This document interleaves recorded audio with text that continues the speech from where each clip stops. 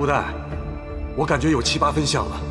这2天我打算把杂货店转手，钱一到位，我就带着画像去小商河，大不了见人就问，我还就不信了，揪不出这个人。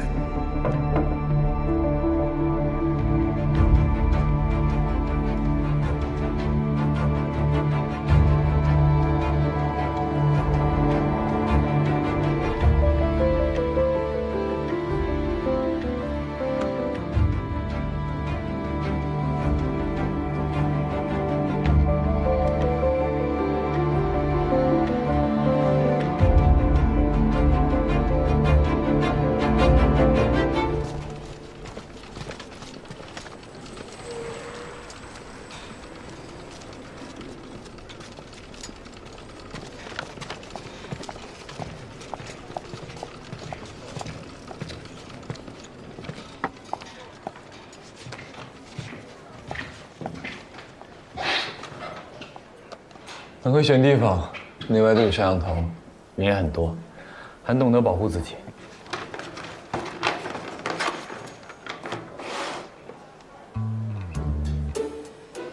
放心，没动过手脚。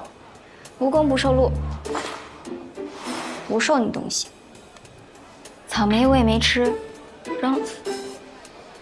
木歹，其实我对你印象挺好的，你知道为什么吗？不想知道。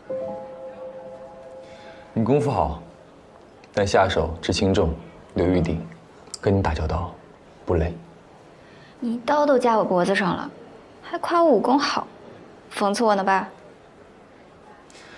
说真的，我能看得出来，你有非常扎实的传统武术功底。如果较真起来的话，我应该不是你的对手。我也能看得出来，你走格斗路数。你是干什么的？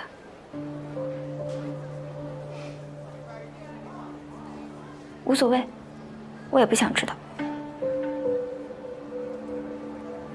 你是来谈落马湖的案子的吗？那我有个要求。你说。有2种人会对落马湖这个案子保持关注：亲友和凶手。3路人朝万烽火买消息，我弘毅和李坦是亲友。你呢？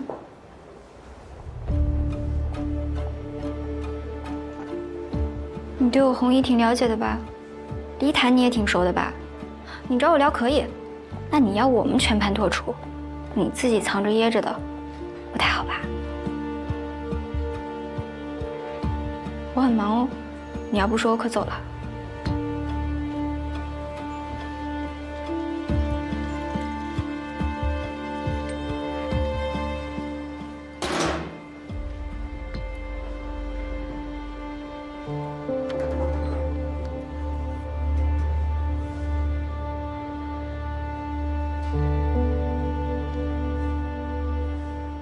你父母和你妹妹？男的是我叔叔，我叔叔叫罗文淼，是个历史学家。叔母去世之后，他为了专心研究地狱史，带着女儿娉婷搬到了小长河。大概2年前，叔叔忽然失踪了，娉婷报了警，我也帮忙回来找。可没过多久，叔叔突然自己回来了。 叔叔，爸，没事吧？没事。问他去了哪儿，他说是龙马湖。叔叔经常去外地出差做学术拜访，我就没在意。可当天晚上，发生了一件奇怪的事情。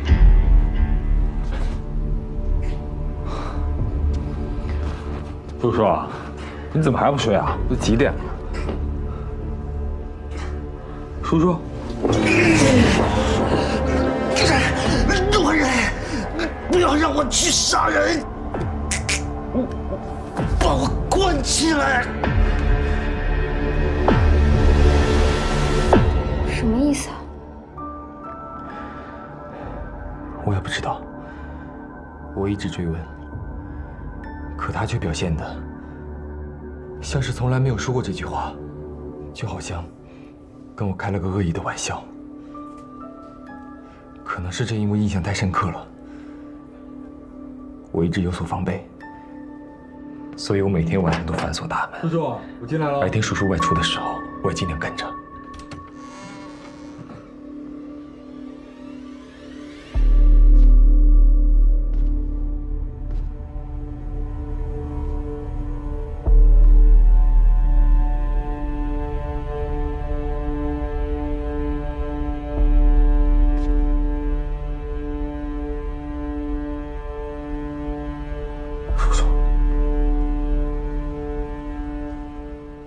这是在干嘛？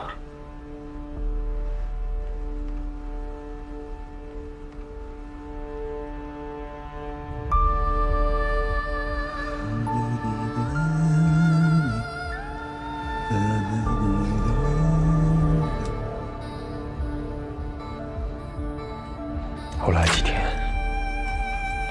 都很平静，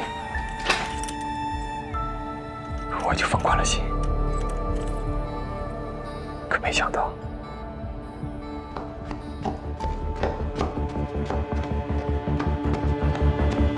陆小刀，快醒醒，醒醒！我爸他不见了。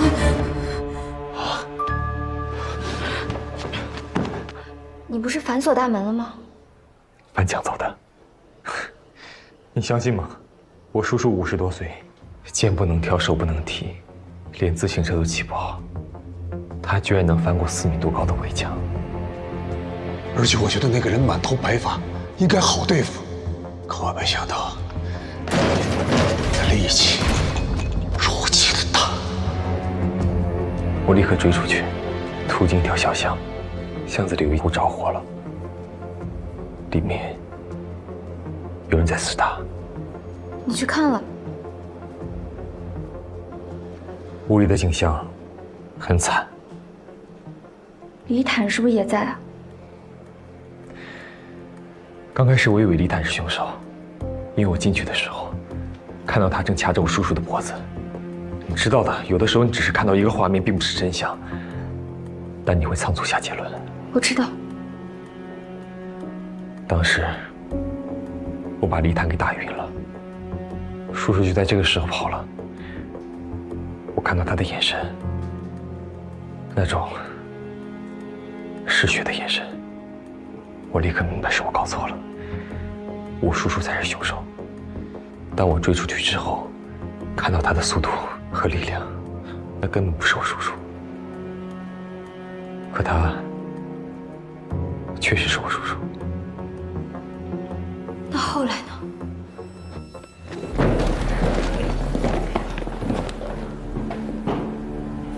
陆小刀，我爸他怎么了？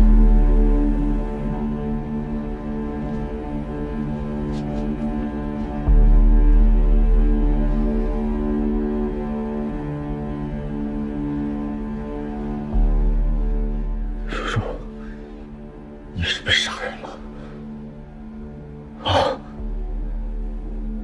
说话，老人，不要让我出去。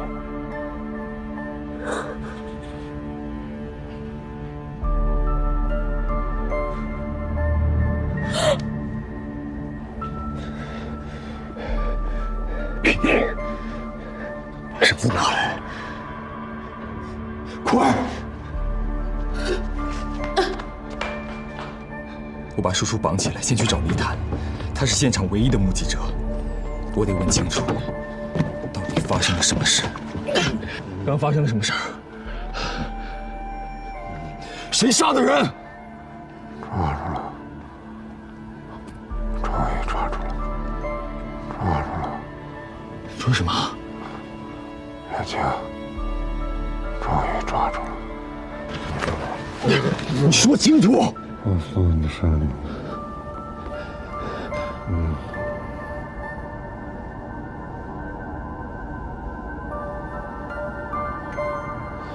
我赶着送李坦去医院，于是把叔叔反锁在书房里面，吩咐娉婷等我回来商量。李坦误会大了，回去我跟他解释解释。我以为把人绑上，反锁在书房里面，双重保险。短时间内不会出现任何问题。我已经尽最大速度赶回来了，可没想到，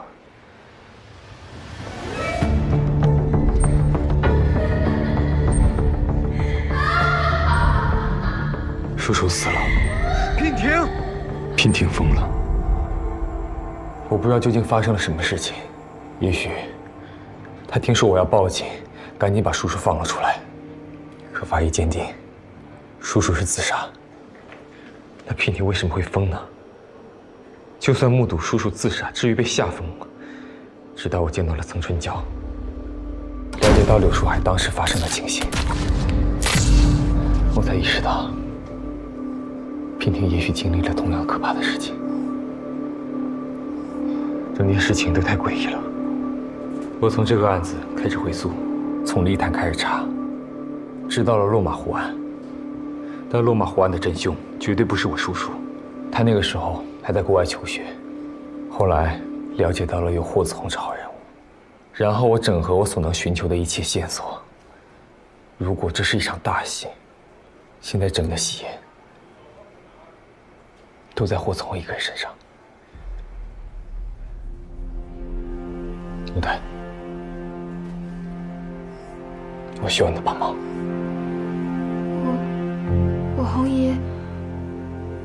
我红姨不可能是凶手。他也许不是凶手，但他一定知道凶手是谁。那你有什么证据？你还记不记得昨晚我们在后面聊了一会儿，他上来就问道：“他没一起来吗？”那个他是我叔叔，我叔叔当时就已经死了，一个死了的人，怎么可能做到一起来呢？他还没死吗？活得挺好。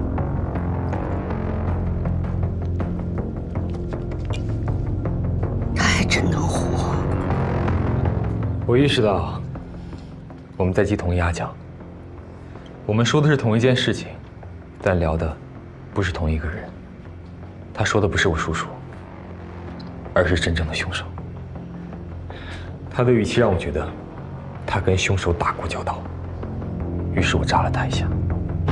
你知道落马湖案的真凶是谁？你也不是真正的霍子红。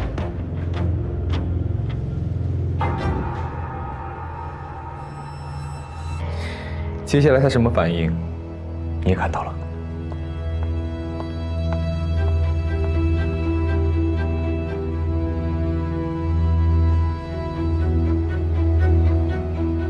想起什么了？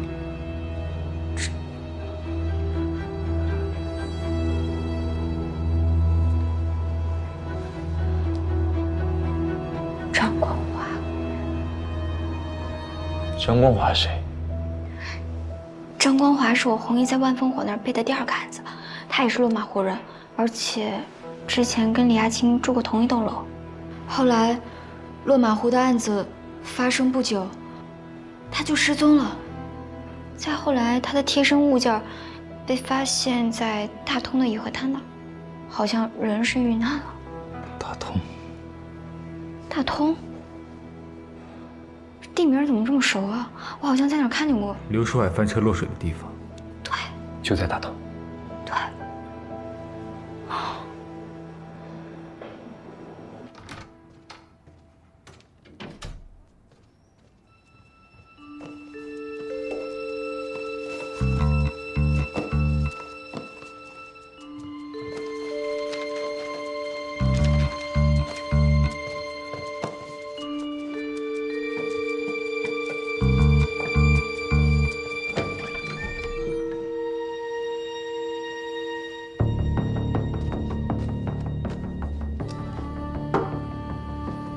红姨把张光华的资料放哪儿了呢？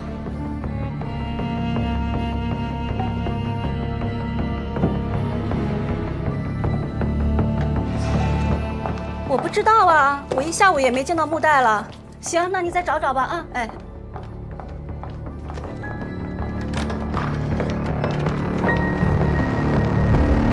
哎，这又是唱的哪一出啊？啊？红姨，来啦！我这个哎，最近发生太多事儿了，我想祈祷一下，保佑咱们酒吧平平安安的。哎，红姨，你都来了，那你来吧。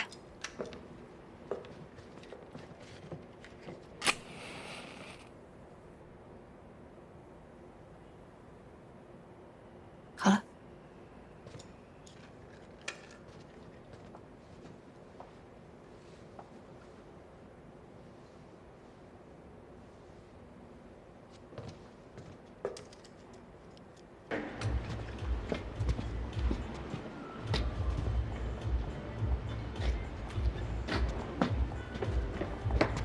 怎么样？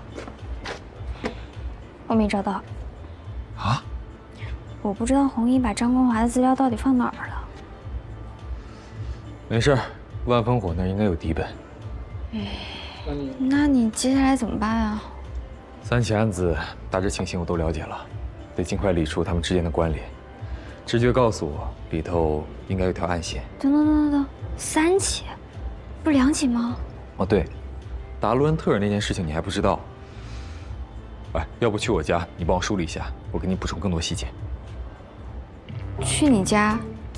不了吧，太晚了。也行。那我就不送了啊。再联系。行。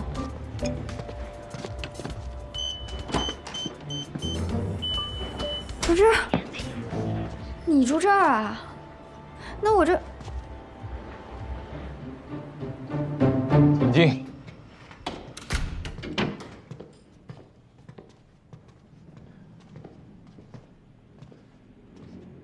这你家啊？租的，拎包入住。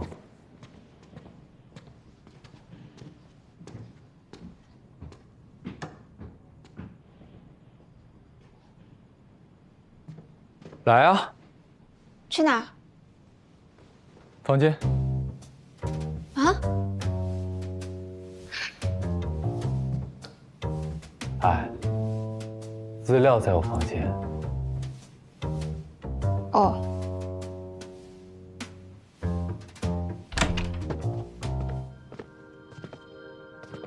资料在哪儿？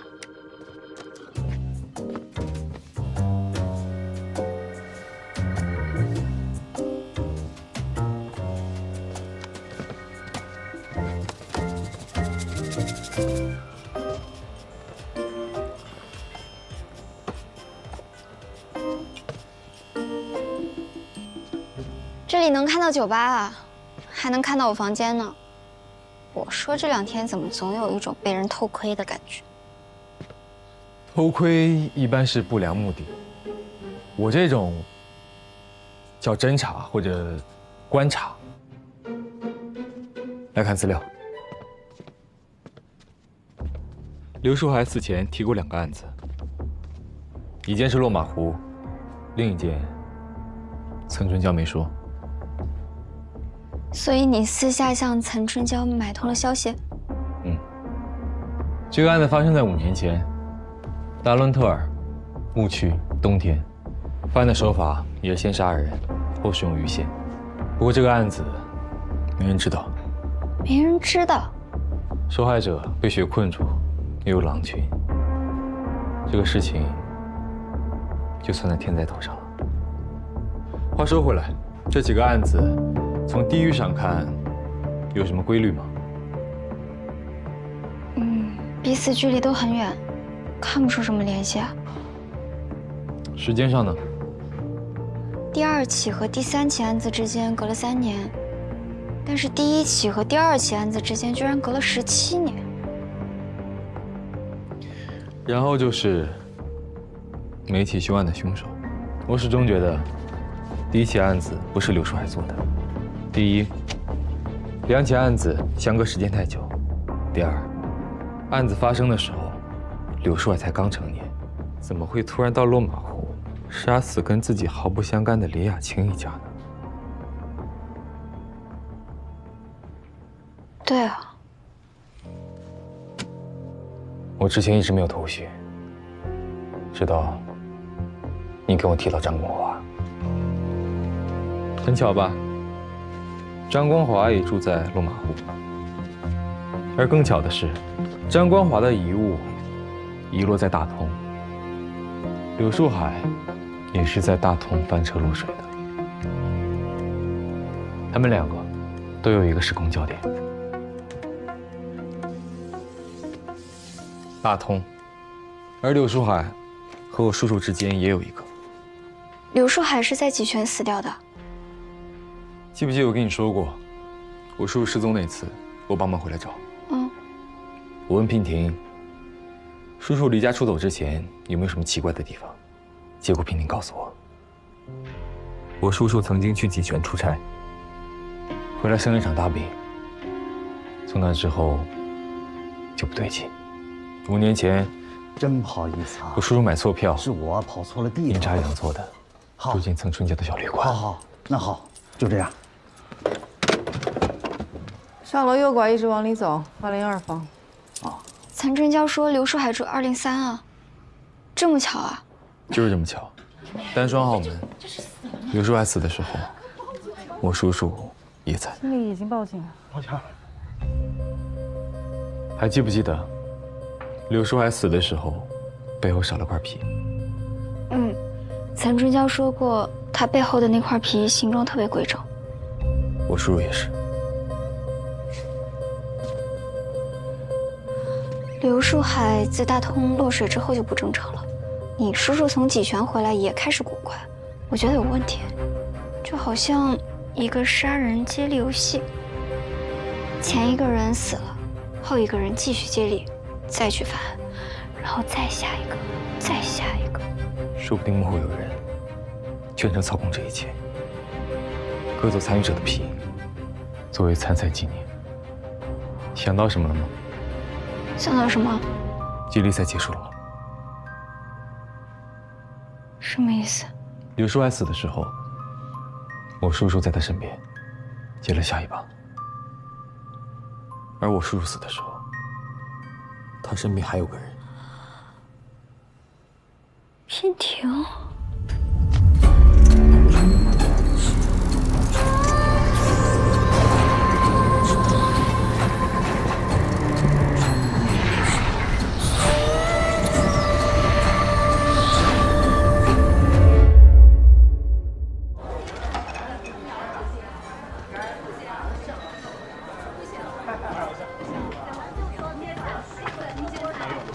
打扰一下，慢用啊！谢谢。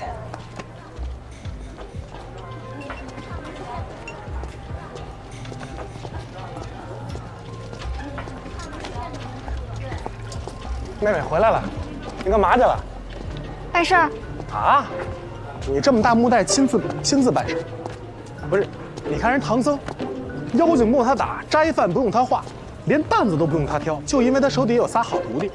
您甭仨，哪怕培养出一个死心塌地的徒弟，你省多大心？你就是想拜师学东西吧？我行吗？哎呦，没戏！我上头有师傅，我收徒弟的事儿得他认可你。哦。哎，妹妹，那这么着，回头您给引荐引荐，是不是？我拎个点心匣子去，我这也算带一头实。有点道理哈，但我师傅最恨当过贼的人了。我那大师兄你知道吧？大师兄，哎呦，当年他一时糊涂做了错的事儿，那个偷了人家东西还是怎么着？那让我师傅给收拾的，哎呦，家法伺候，现在还没好呢，手腿都断了。啊，像你这样劣迹斑斑的呀，真想多了。好好干活吧啊！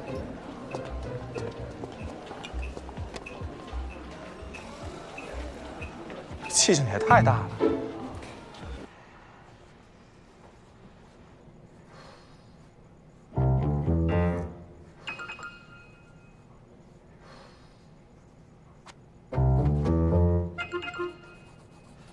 曹兄，这聪明人得看清形势。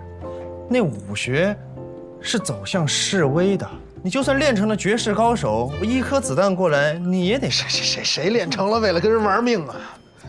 瞧着床上那张纸儿，识字吗？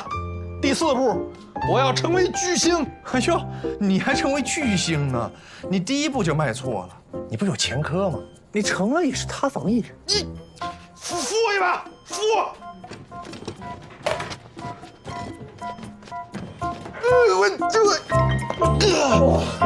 这你竟然练啥呀？哦，不要随便评价别人的梦想。哎呦，你还有梦想呢？行，那我也有梦想呢。还问我什么梦想？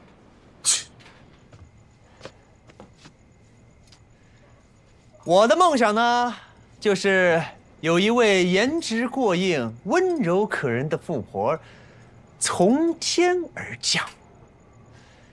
有句话是怎么说的来着？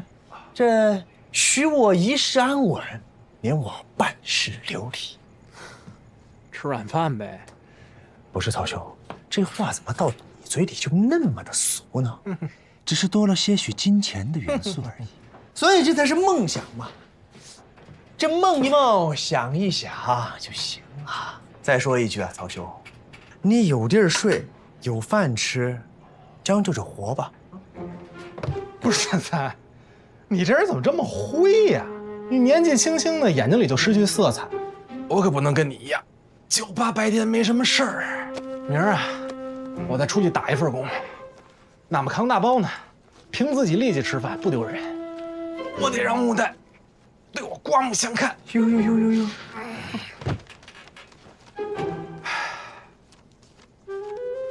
啊，对了，哥们儿，如果有一天啊，我这第4步要真成了，别去举报我啊。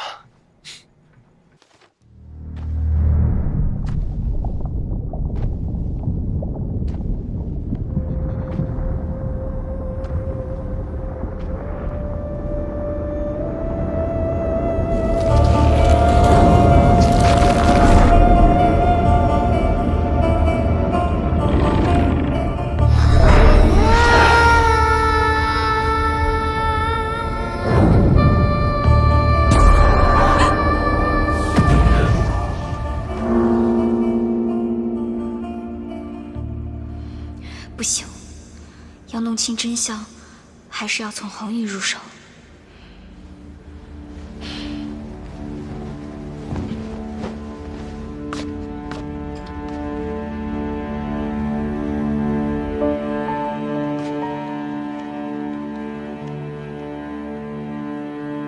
还没睡呢。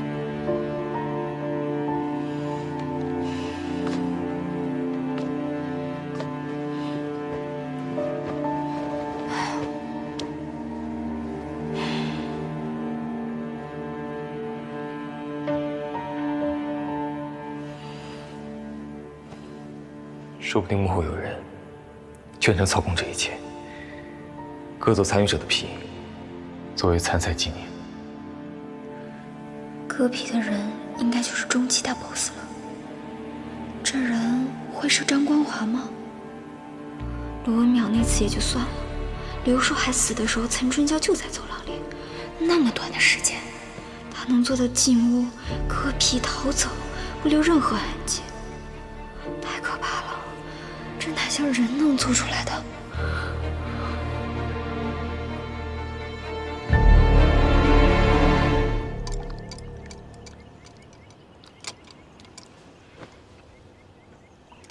都怎么了？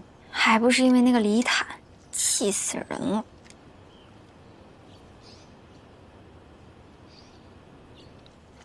啊，他呀，他怎么惹到你了？你说那个李亚青，他充其量就是李坦的女朋友呗。人为了他都搭进半辈子了，工作也丢了，开个小卖部维持生活。他居然跟我说他要把那个小卖部给盘掉，凑钱继续找凶手。你说他是不是疯了呀？还到李亚青坟前说：“我发誓，我一定要给你个交代。”这不搞笑呢吗？别人眼里他就是笑话，让别人都笑话他。你过分了啊！弘毅怎么教你的？要有同理心，那是别人的不幸，你怎么可以在背后这么议论他呢？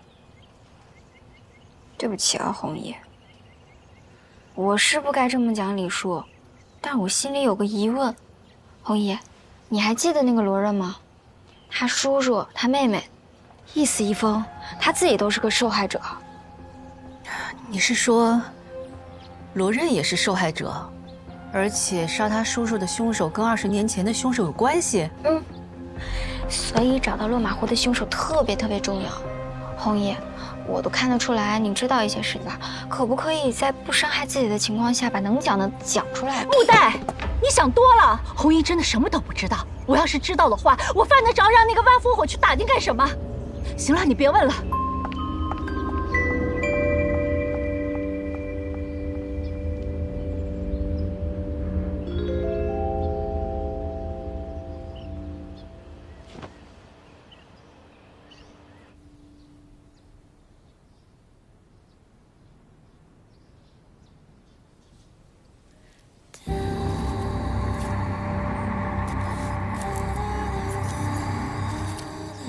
娉婷又严重了，不能再等了。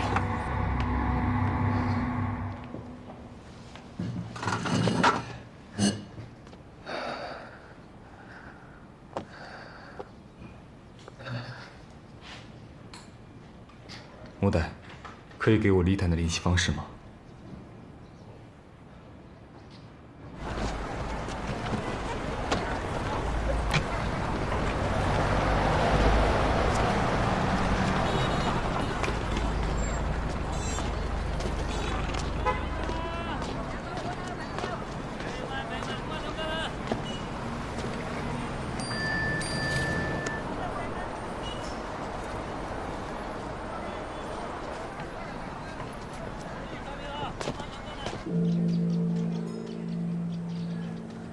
喂，我听说李坦来利息了。嗯，我现在就去见他。那你怎么没有跟他电话说清楚啊？李坦性格冲动，这么复杂的事情还是面聊比较合适。你也知道他性格冲动，我是怕你们俩还没聊上你就被他打死了。我战斗力这么差吗？总之你们见了面先讲清楚，免得误会。哎，我要不是答应红姨陪她来庙里，我就跟你一起去了。放心吧，聊几句而已，不会出事的。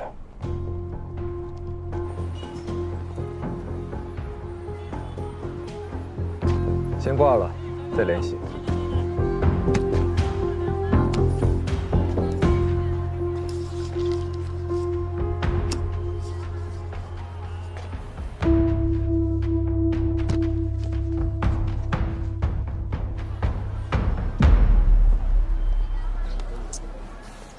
这不过河拆桥吗？也不回信息。木代，红姨，你可算聊完了。等久了。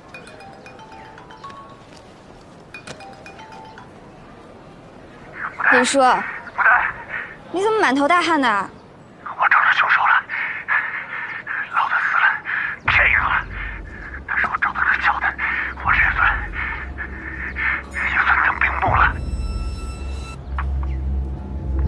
罗任，不是李叔，李叔你搞错了。你知道他们在哪儿吗？罗任家。走，快走。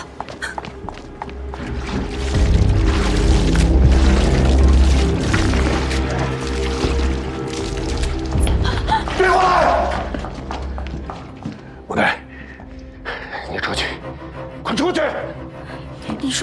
李叔，你别这事儿跟罗任没关系。没关系，我亲眼看他叔叔杀的人，他就是帮凶，居然骗我说他叔叔被人控制了，我呸！我是3岁小孩吗？啊，眼见为实。李叔，任何借口都没有。你先把打火机放下，杀人是有罪的。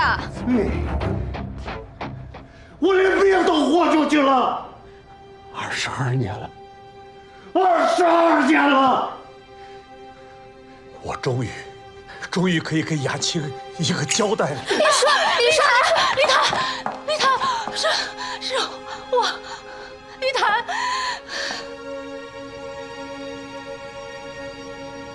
雅青，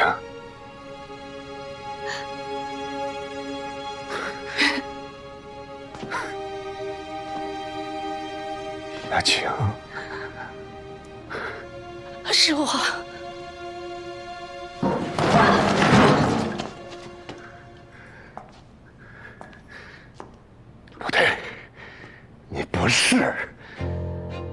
你是李亚庆的双胞胎妹妹。你们都想骗我！我就是亚庆，我就是李亚庆，我是。不是亚庆，我是。你不是亚庆，我是李亚庆，我就是你忘了？你忘了吗？我们第一次见面的时候，在你单位附近的川菜馆，你点了一个西红柿蛋挞，那个鸡蛋是完整的。我说不应该这样，蛋花应该是打散的，但是你说川菜就应该这么做，你忘了吗？你还说你不能喝酒，对不对？你还记得吗？我真的就是李亚庆。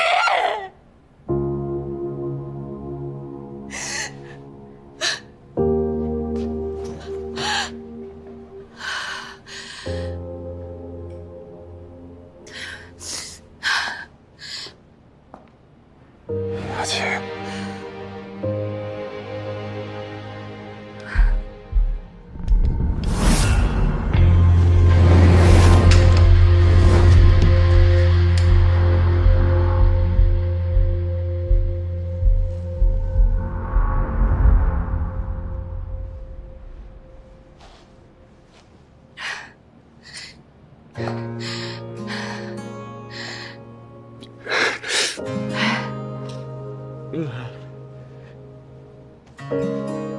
李探，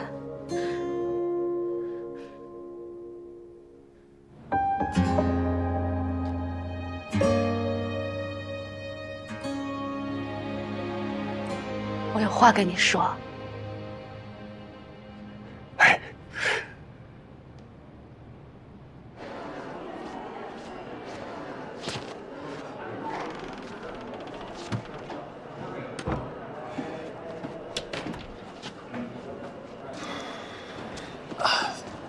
李凯这个人也真的是，说好了意思意思得了，用这么大力气。哎呀，都是水啊！汽油没撒多少，就是让你们闻个味儿，有那个气氛就行。你说你们两个怎么能合起伙来骗我呢？真不够意思。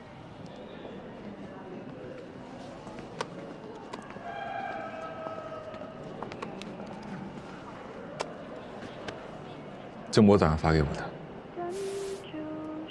对不起啊，我没时间等了。娉婷唱的歌是我叔叔杀人前唱的。我本来想跟你商量一下的，但是一来李坦是个急性子，二来我们都觉得不告诉你们，一切反应都是真实的，效果反而好。事态紧急，所以行了下策。我前2天不是睡不着吗？然后我就在想，这个案子的事儿，我突然冒出一个想法来。你说？你说，那幕后的主谋会不会是超自然力啊？这很奇怪吗？不好意思，刘树海掉进河里之后性情大变，是被控制了，后来死在小旅馆里，又控制了你叔叔。所以你觉得现在娉婷疯了，是被这种力量控制了？对啊。所以我们现在应该找大师帮忙喽。说说嘛，说能不能说啊？哎，现在肯喝我的水了啊！这一次是真的下了毒。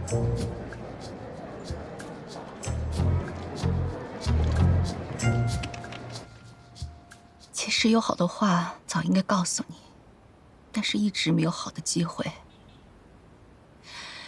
李坦，你也知道当年我跟张光华的事情，因为我爸觉得一直没有面子，所以我只想说对不起，是我不好。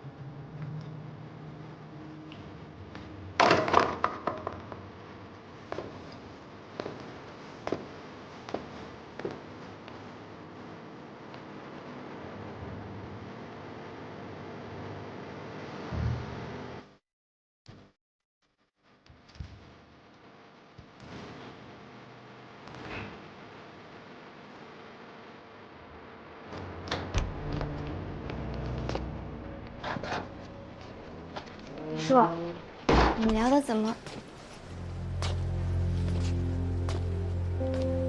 李叔，怎么啦？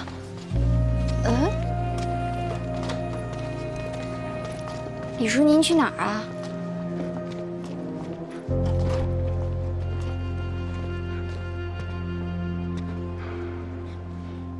李叔，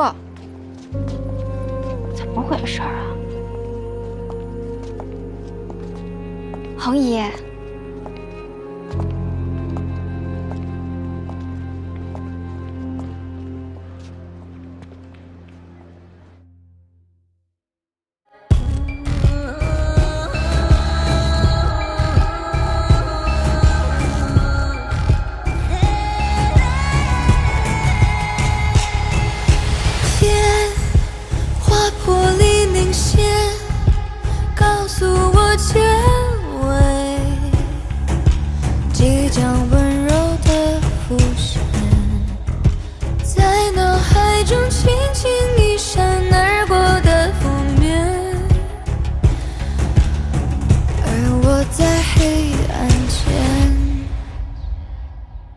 人的守着分两面，一面是注意，一面在等你。这场游戏始终没结局，踏着走过的痕迹。你换作是我，默契我没提。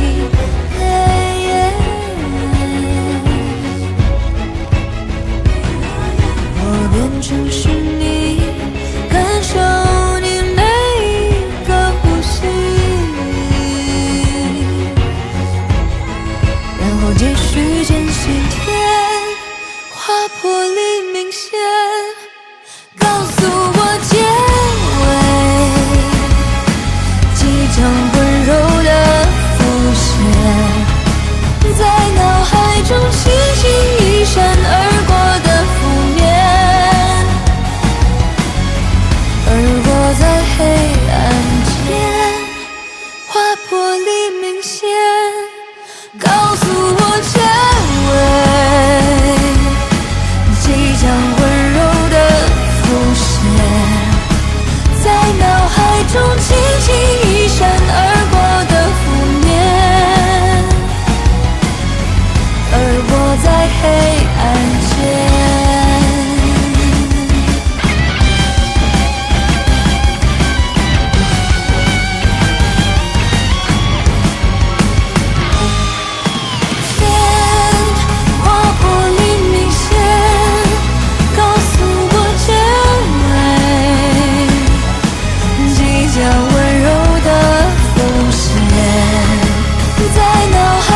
轻轻一闪而过的负面，